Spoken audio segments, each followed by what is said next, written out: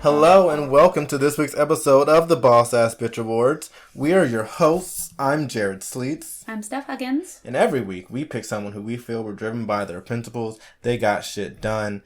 They complimented a stranger because why? Because girls see girls. So hopefully by telling y'all their story for why we gave them our award, they can inspire you as they inspired us. Do you have any boss ass moments from the week? I do. I have. What's that? In true Jared style, I have two of them. Oh, is that really a thing? Yeah, I guess that's a thing of mine. You should be super proud of yourself. You're killing it. Okay, so first one, you already know, and we were just talking about, but it turns out that Charlie, dog of the pod, is very sick. And that's not the best, but my boss ass moment is A, I saw very early signs of this and immediately got her to the vet and she's getting taken care of. And B, I was a little planner financially and I got her pet insurance a few years ago. And that is a huge weight off because now I get to make decisions based off of her health and her needs. And I don't have to worry so much about the financial side of it. Yeah. So plan ahead. Get your babies some pet insurance. Honestly, I think having the pet insurance was like the boss ass thing of the year or whenever you started that because like, it's really a smart thing to have for your pets. Yeah. But it's not cheap, is it though? It depends. It actually was pretty cheap for her when I started it because she was younger and it got more and more expensive as she got older and then unfortunately I just altered her policy a little bit because the monthly payments were, I was like, that's too much. And she's so healthy. So she now has a slightly higher deductible and a lower payout, but it's still going to be, still going to come in very handy. I'm very glad that I have it. Rather than the alternative, that'll come in handy. Yeah, for sure. And my other boss ass moment, I got a new job. Steph, I forgot about that. I got a whole new job. Yay! When do you start? Can you say? I can say I start February 6th. I did already put in my 2 weeks, so everything is out in the open. That's so exciting. I'm so excited. And I'm also, it looks like going to end up having a little bit of a gap in between one ending and the other one starting. Nice little vacation. I'm very happy about that. I'm going to actually have a little bit of time to pull myself together. I just started feeling it out. I was throwing some resumes out there and got some little nibbles, and I found one place that I was really excited about. Yeah. And moving forward, I'm going to be helping the Baltimore youth to graduate high school and succeed after, and I'm super pumped about it. That is awesome. I remember when you were asking me about like the offer letter or like what to say to ask for more income. Did that work, by the way? Okay, so what I ended up doing, and I had you in mind, because I remember when you got this job, and you're like, I should ask for more. Yeah. So I realized that I had actually lowballed myself very early on in conversations with them, which I hadn't remembered, because it was just like somebody messaged me on ZipRecruiter before I even was interested. Yeah. And then they had me, so they made it very clear that they were interested, and they're like, can you go apply on our website just so we have all of your information there? So I did that, and it asked me my desired pay, and I just put in the new higher praise. And they came back with that. Oh, okay. I really thought it was going to be a conversation. I thought they were going to be like, so we noticed that you asked for this, which is interesting, because when we first started talking to you, you said you only charge this. But you only charge? Look, the value of my time just went up after talking to a couple other places. Still going to be it's still human services. It's nothing to write home about, but it's a nice little raise from what I'm making now. Yay, we always love a good raise. Yay, money. But yeah, I mean that's common for you to be out interviewing and then you realize, you know what, I actually am not getting paid as much as I should for the amount of work I'm doing. So I don't think it's unexpected for them to be like, to see a change in the expected salary. Right, yeah. You definitely gain perspective on what other people are making in different positions. Yeah. So, it was a big week for old Steph. Some good highs and lows. Highs and lows, for Very sure. much highs and lows. Peaks and valleys. Peaks and valleys. What about you? Well, this week, my boss ass moment was that I listened to my instincts more, and rather than forcing myself to, see something through, I recognized an uncomfortable situation, and I just jumped ship and, like, got the hell out of Dodge before the situation worsened. Oh, I love that. So, yeah, just starting to recognize when my gut's telling me to leave and get out, I should fucking leave and get out. That is an important skill, and I feel like one that most of us learn later in life. Yeah. No one knows how to do that until they're at least in their 30s. Yeah, because, like, you kind of told, or it's kind of like the stigma that if you leave a party or leave a situation when it's, like, when nothing actually happened yet, then you're just being a little, like, punk bitch, or you're just, like, I don't know, it's kind of rude to, like, leave unprompted. Mm-hmm. But, I kind of had My Favorite Murder in mind, how they would always say, be an asshole first and apologize later. And fuck politeness. Fuck politeness, yeah.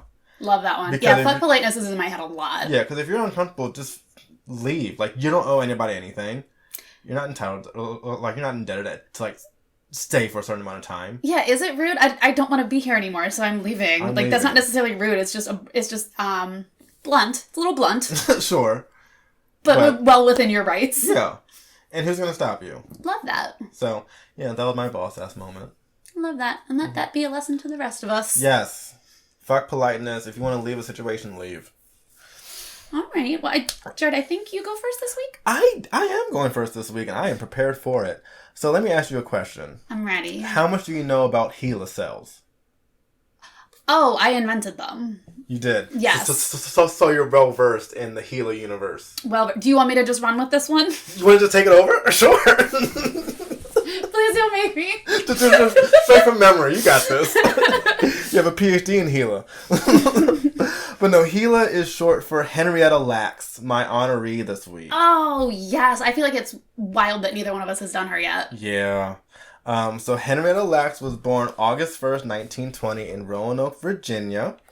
And for some quick backstory, her mother died when she was 4 years old while giving birth to her 10th child. Henrietta's father, John Randall Pleasant, moved the family to Clover, Virginia after their mother's death. They ended up getting split up among different family members in the area, so Henrietta was assigned to her maternal grandfather in a 2-story log cabin that was once the slave quarters on the plantation that had been owned by Henrietta's white great-grandfather and great-uncle. She attended school that was 2 miles away at the designated colored school, but dropped out in 6th grade to help support the family. So she worked as a tobacco farmer, feeding the animals and tending the garden. And at 14, she gave birth to her first child, Lawrence Lacks, and 4 years later gave birth to her daughter, Elsie Lacks. And the fun thing about, well, not really a fun thing, but in 1941, they moved from Virginia to Baltimore County. Baltimore! Turner Station, which is near Dundalk. It was one of the oldest and largest African-American communities in Baltimore County at that time. Didn't know that, so I might look into more Turner Station and see if some other locals pop up. Okay. Yeah. Henrietta and her husband David bought a house and popped out 3 children. No, 3 more children, yeah. Her last child, Zachariah, was born just 4.5 months before Henrietta was diagnosed with cervical cancer. And this is where we get into the story of Henrietta Lacks. On January 9th, 1951, Henrietta went to Johns Hopkins Hospital as it was the only hospital in the area that treated black patients after feeling a knot in her womb. Yikes. The Dr. Howard W. Jones took a biopsy of a mass found on Henrietta's cervix for lab testing, to which they discovered a malignant epidermoid carcinoma of the cervix. She was treated with radium tube inserts as an inpatient and discharged a few days later with instructions to return for x-ray treatment as a follow-up.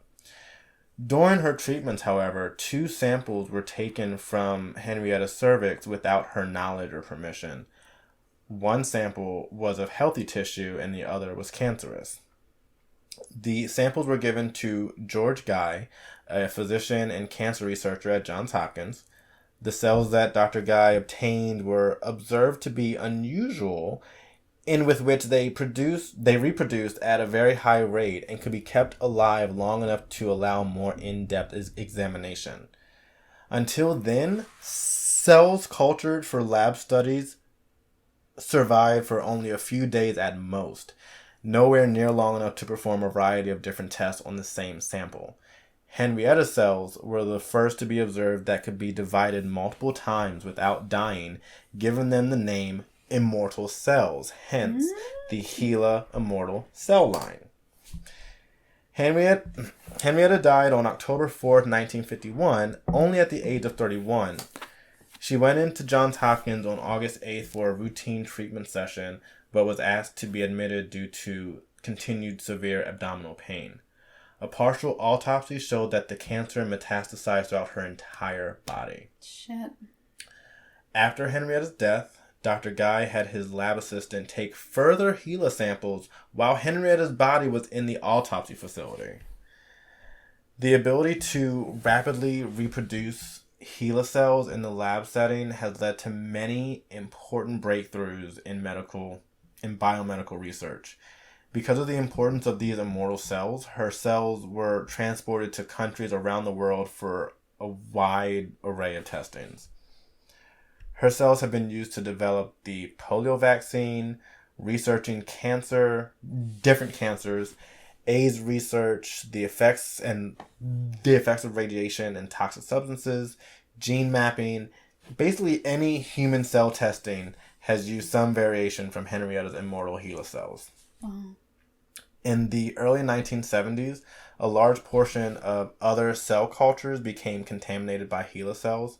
As a result, members of Henrietta's family received solicitations for blood samples from researchers hoping to learn about the family's genetics in order to differentiate between HeLa cells and other cell lines. This left the family looking bald-headed and confused because several of their family members started to question why they started receiving these like random phone calls. Right, no particular reason, but hey, we definitely didn't like steal part of your relative's body. At all. It's not because of that. This is just totally at random. Wanted to know if we could have part of yours. Yeah. So the gag is, the doctors never told Henrietta's family that they'd used her cells for the initial research that they started doing.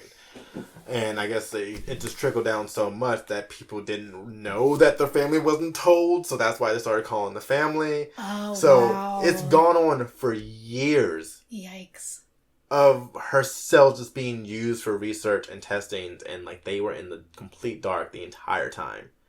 No one ever knew.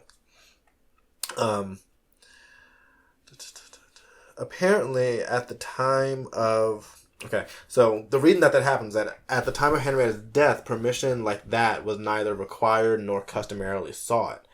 Some would say that it was an exploitation of black and or poor people to take and test from them discreetly simply because they could. In March 2013, researchers published the DNA sequence of the genome of a strand of HeLa cells. The Lax family only found out about it because Rebecca Skloot, an author gaining research about Henrietta Lacks and the HeLa line, informed the family of the genome, and basically, like, she's the one who told them about the whole history of Henrietta Lacks' cells. Oh, wow. So after many objections and battles, an agreement was made in August 2013 between the family and the NIH that gave the family some control over access to the cell's DNA sequence found in 2 studies, along with a promise of acknowledgement in scientific papers.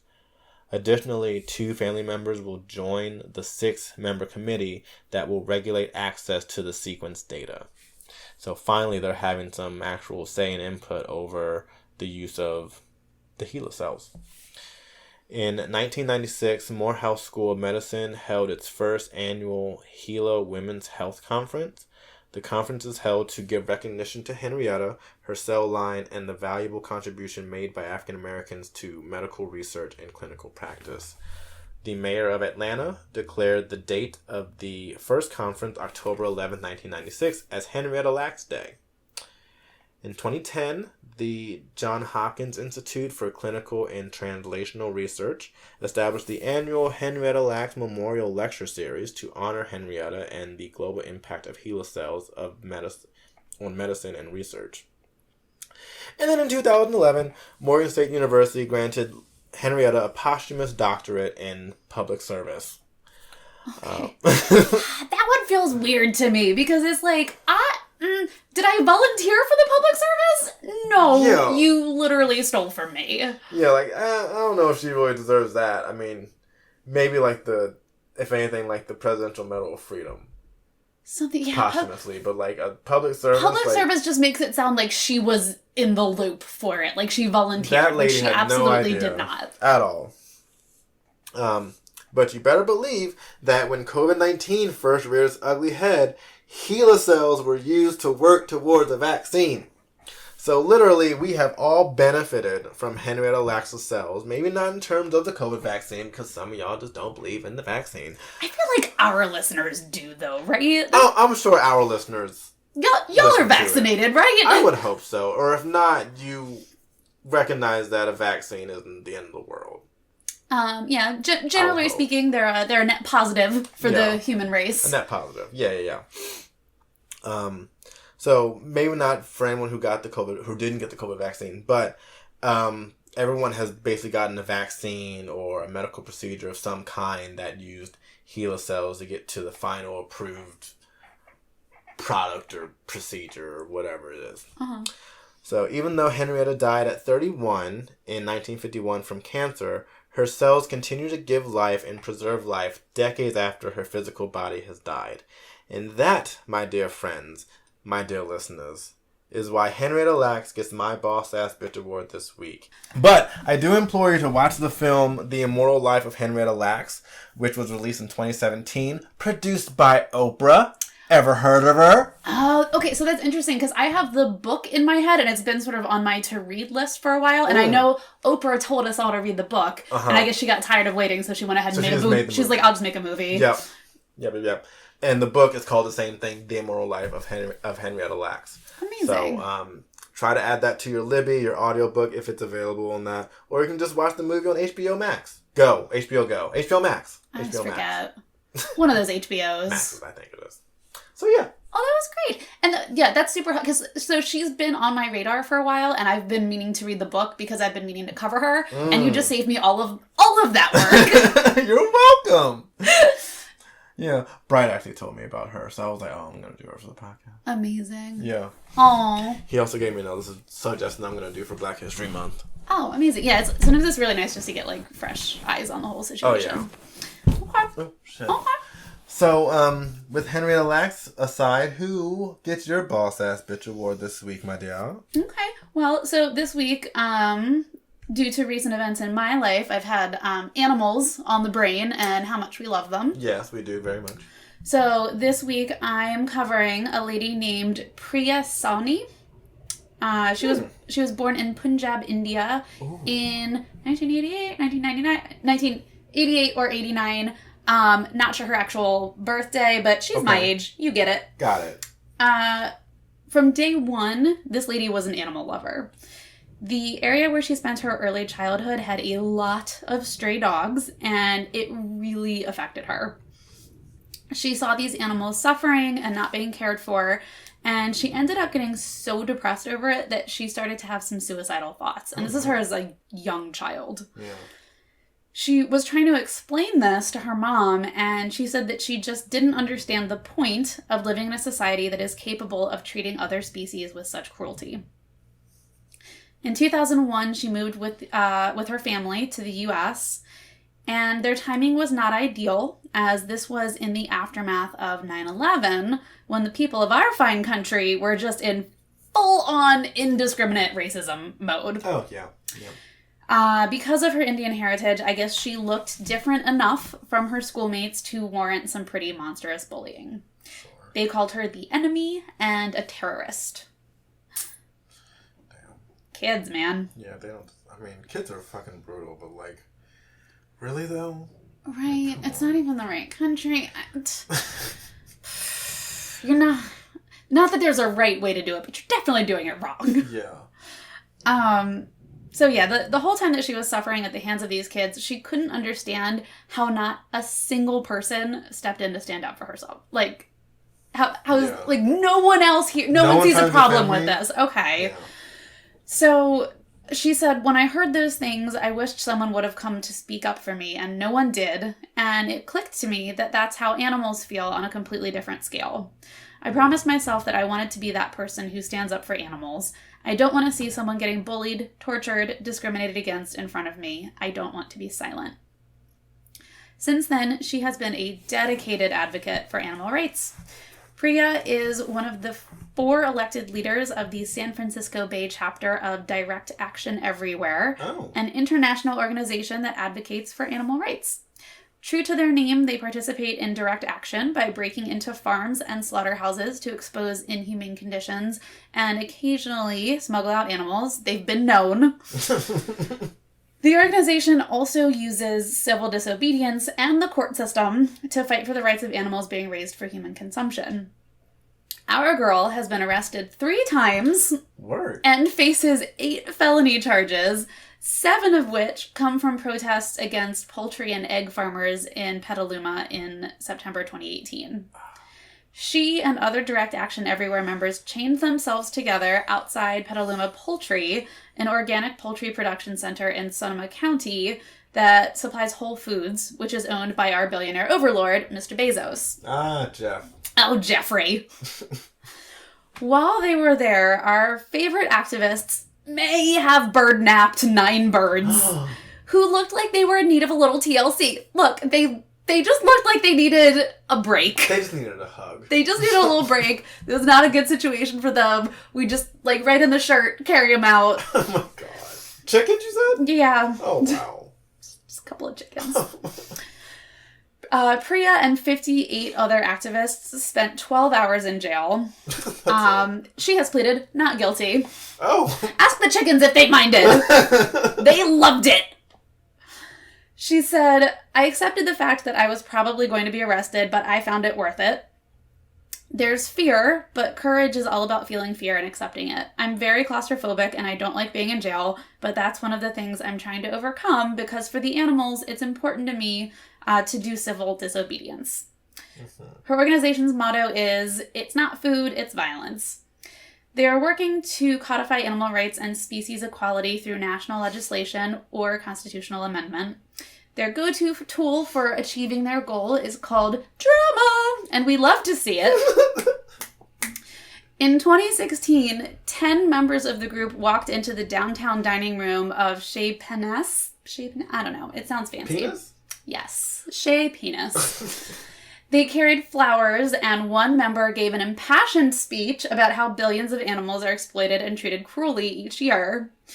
In 2017, its members protested half naked and covered in fake blood because we live for drama. Oh, yeah. Outside the local butcher shop in North Berkeley. Oh, go off. Where butchery classes were in session. Love it. Now, because they're not unreasonable people, they did agree to stop. Okay. If the butcher hung a sign on its window for a year reading, "Attention, animals' lives are their right. Killing them is violent and unjust, no matter how it's done." But I'm still gonna kill him. In 2017, Direct Action Everywhere filed a false advertising lawsuit against Dietzel Turkey Ranch, which supplies turkey to Whole Foods and other markets. Basically, the company was telling consumers that the animals were kept in humane conditions, when actually the turkeys were living in overcrowded barns where they were packed in so tightly that they sat covered with feces, could barely breathe, and were so stressed by overcrowding that they pecked each other's feathers and eyes. Oh my goodness.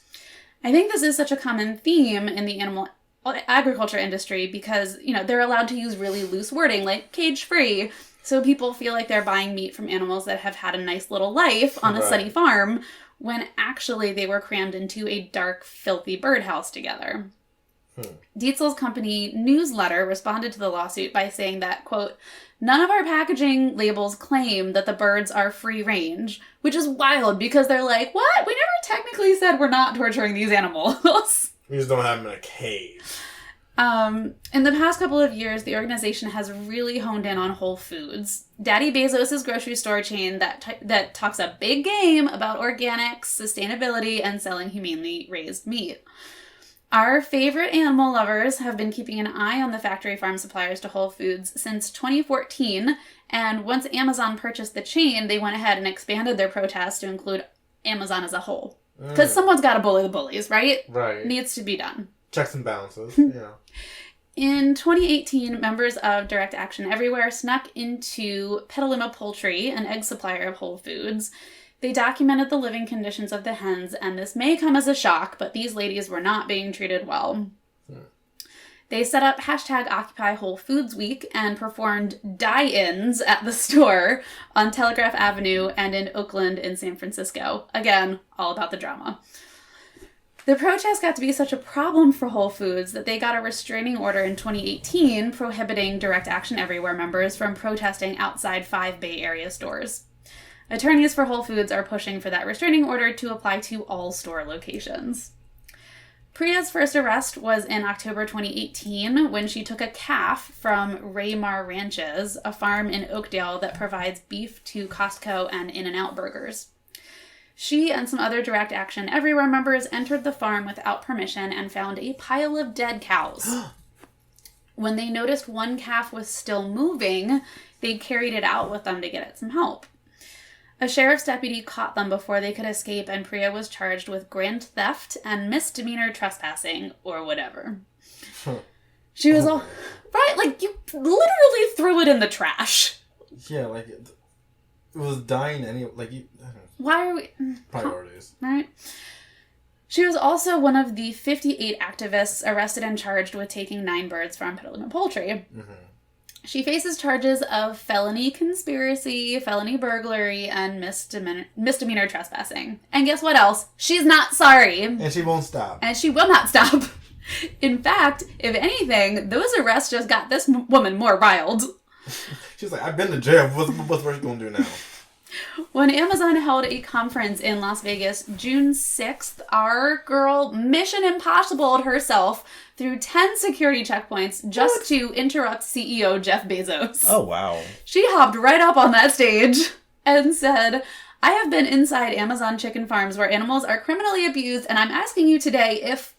And then it turns out that that's as much as you can get out in close proximity to Jeff Bezos before security tackles you.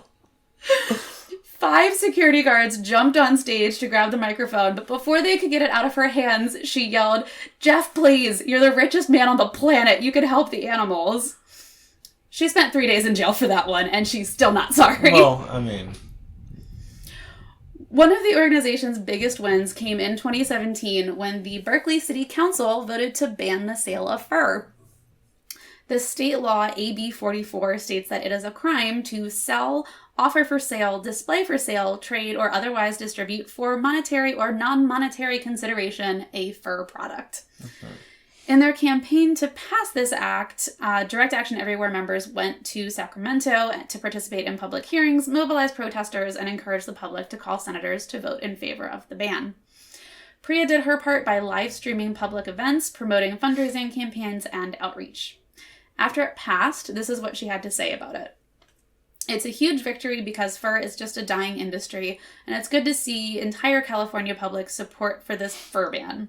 But also, it is a symbolic victory because it is just the first step in taking down the pillars of animal agriculture, not only in California, but around the world. Yeah. Today, Priya continues to work tirelessly to promote animal welfare.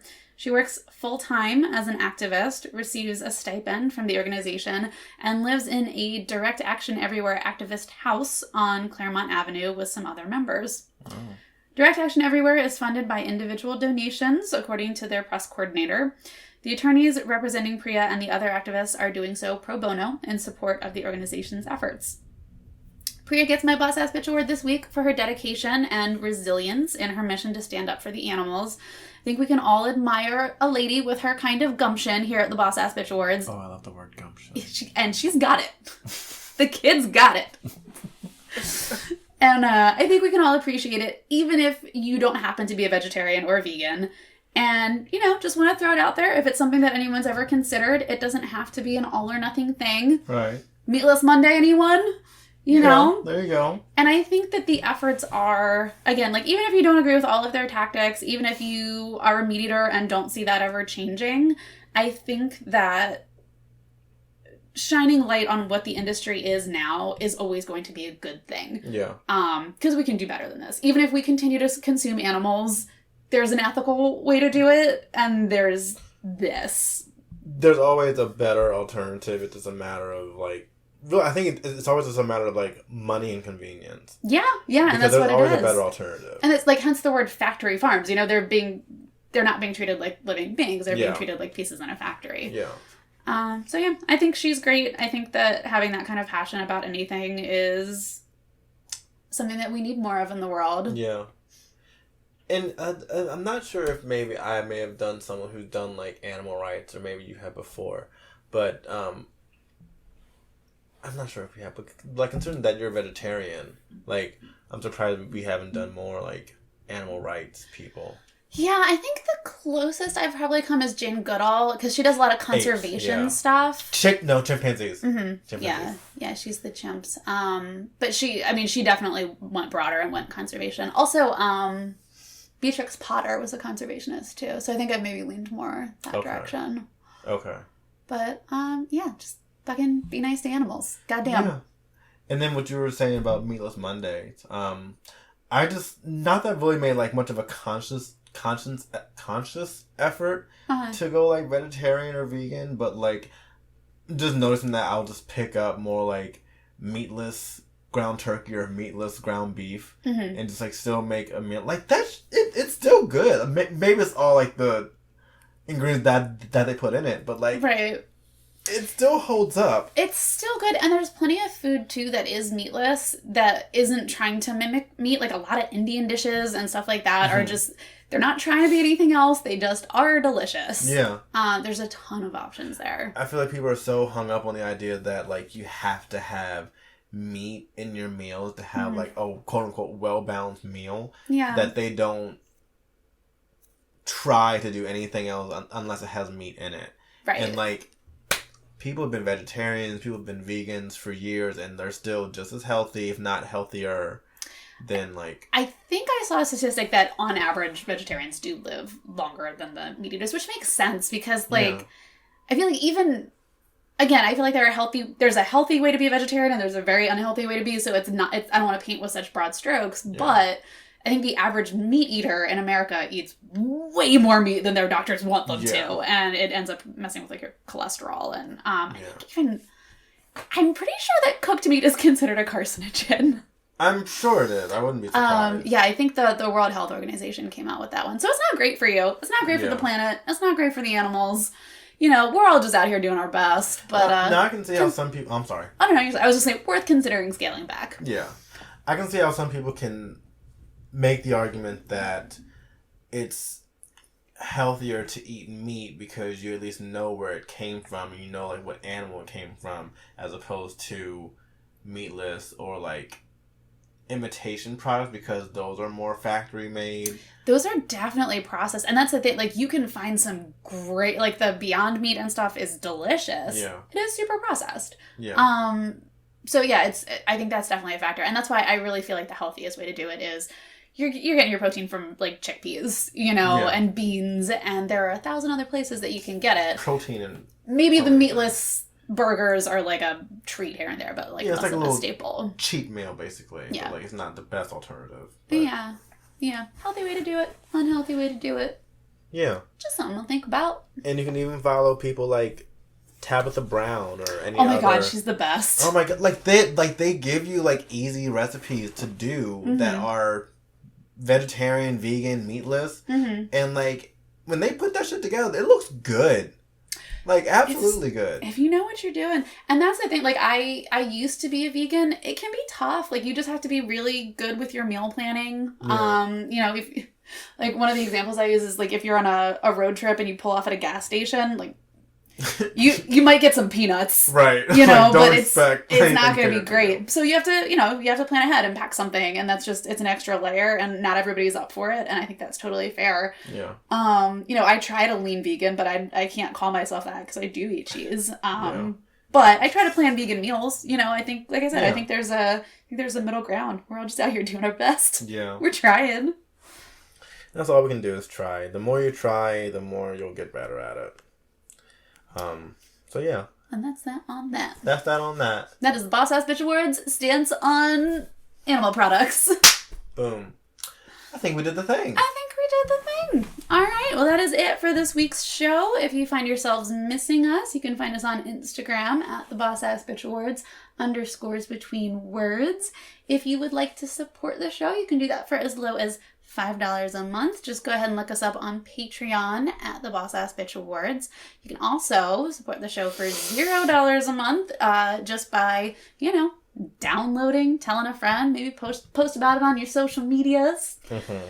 And if you have a boss ass bitch in your life out there kicking ass and taking names but not quite making the news, just go ahead and email us their story at thebabawards@gmail.com and we'll give them a little shout out on the show. Thank you all so much for listening. Now go be the boss ass bitch you want to see in the world. And always go with drama. You gotta have drama. Number one tool. Number one tool in the world, drama. Bye.